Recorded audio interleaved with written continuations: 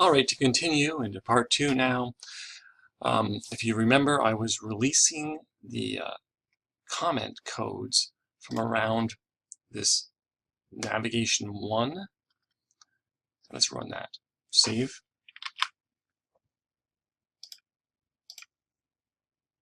I showed you that navigation 1, and you can look through the technique that's used.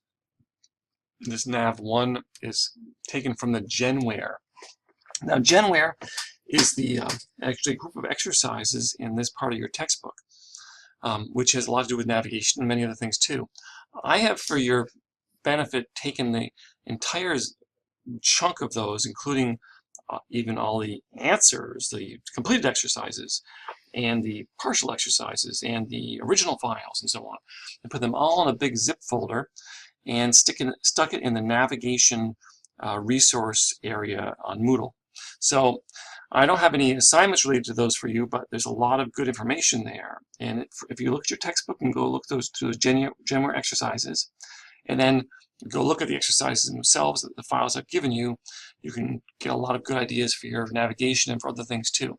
So please consider doing that. And then we have a group of this navigation section here is based on this website, which is, I will tell you more about in just a moment, which has got a lot of good tutorials. And this one uses a different structure. And let's save this and run it. So this is a bit more a boxy oriented one. Neither of these have a You Are Here effect, but you can figure out from what we did here how to add them here if you wish. So a whole different structure, and of course you could try something like this if you wish. In any case, you'll find it useful to go through this code to understand how I did it, and it should make more sense now. You can figure that out on your own. Finally, that is the end of the exercise, by the way, so you can do all that. It's all as explained in here. Release and study the 2 other navigation areas, and upload to Moodle. You'll be done that, and you can go ahead and do that. Now, the next couple of pages in this document, which is the actual assignment, is some general information design ideas. Horizontal navigation, as both the ones I just did, are more common these days than vertical navigation. Vertical navigation is on the side, often in a margin area, or what appears to be a margin area, and could be absolutely positioned, the whole div. Could be fixed even, so it stays in one place. And it's less common these days to have a vertical navigation. Horizontal navigations are more likely.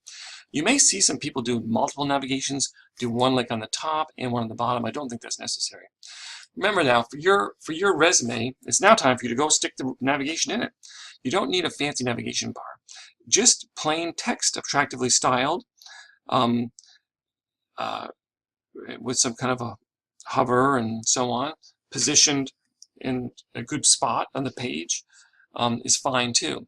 You could do, maybe you'll make a bar, maybe you'll make buttons. You can do lots more things. You want to do something even fancier? Search online. Google other types of navigation bars. You can find many other styles and examples and tutorials. So each of your pages will have one that's in navigation on the top, probably horizontal, maybe vertical.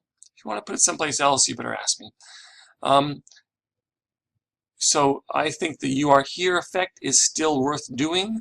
I think it helps to reinforce the viewer where they are. So I think I encourage you to use that idea.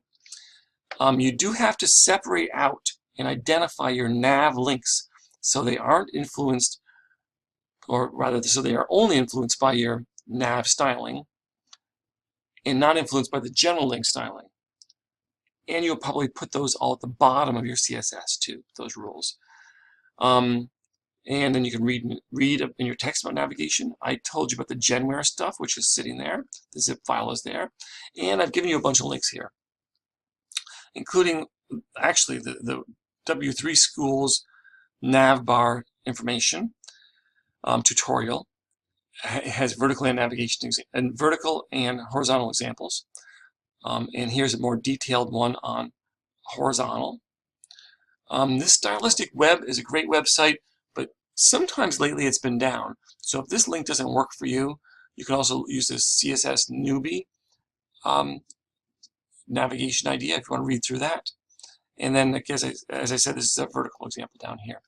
So between your text, these examples I just did, and these links, you should be able to get navigation going on your site.